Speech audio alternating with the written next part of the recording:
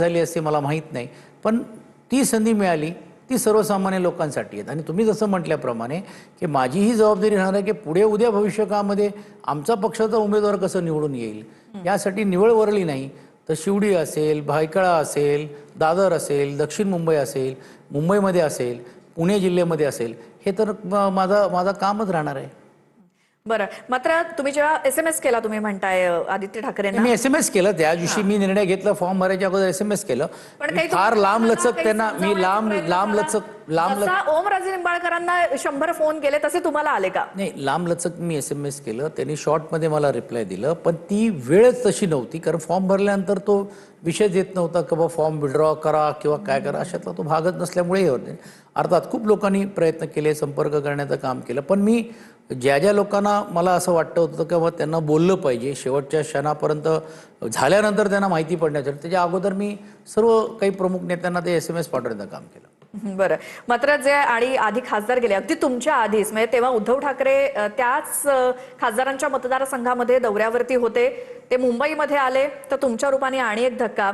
तर ज्या पद्धतीने त्या खासदारांबद्दल बोललं जाते पक्षाकडनं, कारण संताप आहे अर्थातच, तर तुमच्या संदर्भात असं काही बोललं गेलं किंवा काय झालं तर मग त्याला तुमचं काय उत्तर असेल? बघा कसं असते की ज्यावेळी इतर माणूस इतर पक्षातून आला तर त्याचं आपण स्वागत करतो, आणि आपल्याकडनं गेला तर त्याला आपण नालायक म्हणतो। असं कसं काय? काय ना काहीतरी आमची प्रत्येकांची काहीतरी कॉन्ट्रीब्युशन या समाजामध्ये काहीतरी पक्षामध्ये आहेत, म्हणूनच आहेत। आणि म्हणून आज समजा आमच्याबद्दल विधिमंडळामध्ये असेल, कोणत्याही पक्षाचा आमदार असेल, तो टीकात्मक यासाठी बोलत नाही, कारण आम्ही सर्वांना मदत करण्याची भूमिका घेतली, आम्ही सर्व ग्राउंडमधली काम करणारे कार्यकर्ते, आम्हाला कोणीतरी क्रेनमधून आणून ठेवलेलं नाही आहे। आणि आपल्या चॅनलच्या माध्यमातून मी सांगू इच्छितो की आमच्या मागे ना ठाकरे अण्णाव आहे ना पवार अण्णाव आहे, काय नाही आहे, काय लेगेसी घेऊन आम्ही काम नाही करत आहोत, आम्ही हाडाचे कार्यकर्ते म्हणून काम करतोय। म्हणून मला असं वाटते की असं संकुचित विचार न करता मला तर असं वाटतं त्यांनी शुभेच्छा द्यायला पाहिजे किंवा कोण जरी देखील आपल्यातला एक सहकारी जर त्याच्यामध्ये या पदापर्यंत येत असेल आणि सर्वसामान्य लोकांचे प्रश्न सोडवत असेल तर उद्या कोणी येऊ शकतो आपल्याकडे, कोणी करू शकतो, कोणी सोडू शकतो। तर मला वाटतं त्या भावनेतून बघायला पाहिजे आणि आत्मपरीक्षण केलं पाहिजे। बरं, पण ठाकरेंना सोडून गेलेल्यांवरती आतापर्यंत आपण बघितलं ते ज्या पद्धतीने आरोप झाले तसे तुमच्यावरती नाही झाले, त्याचं कारण काय? त्याला कारण असं आहे की बाबा मी दिलेली जबाबदारी चोख पाडण्याचं काम केलं, असं नाही की नाही आहे म्हणून।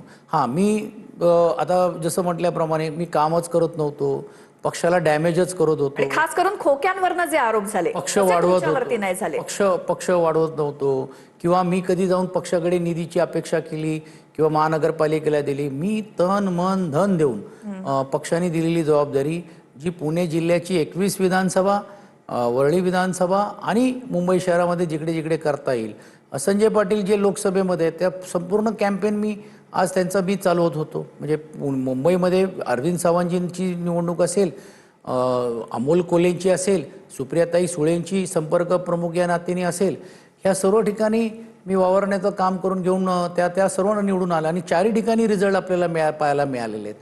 आणि म्हणून मला असं वाटते जी हाडाचे कार्यकर्ते आहेत त्यांना हे माहीत आहे, आणि म्हणून ते बिचारे त्यांचे शुभेच्छा मायाबरोबर आहेत आणि तशी ती प्रतिक्रिया घेऊन त्या जिद्दीने मी काम करतो। आणि आता मी घटनात्मक पदावरती, आणि आपल्या चॅनलच्या माध्यमातून मी सांगेन की एका बाजूला पक्षाच्या व्यासपीठावरती नक्कीच आम्ही बोलू, पण घटनात्मक पदावरती आलेल्या व्यक्ती कुठल्या जाती धर्माचा आणि पक्षाचा हे न बघता सर्वसामान्य लोकांना न्याय कसा मिळवून देता येईल ही भूमिका ही माझी राहणार आहे। म्हणून